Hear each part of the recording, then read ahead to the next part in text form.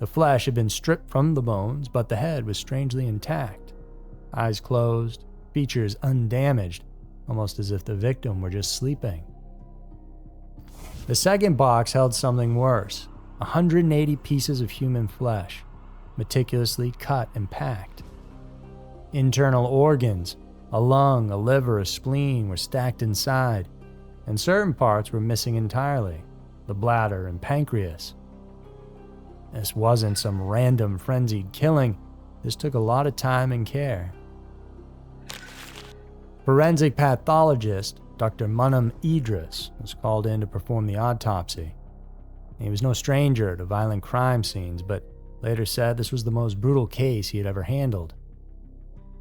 The victim was a male about 18 to 21 years old, around 5'6", with a sturdy, slightly overweight build. And he had been stabbed multiple times with wounds to the chest, back, and abdomen.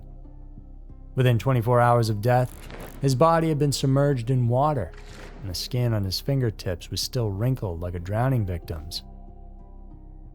And every bone was scraped clean, and every piece of flesh washed free of blood, suggesting the mutilation was done in a bathroom or a similar setting. Dr. Idris likened the cuts to those used in preparing a kambing guling, a spit-roasted goat. The precision and systematic nature suggested skill and time.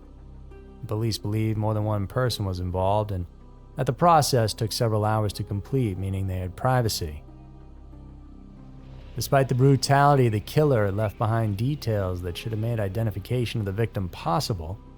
The fingerprints were there, intact palms and soles, even that face. When police ran the prints, nothing ever came back.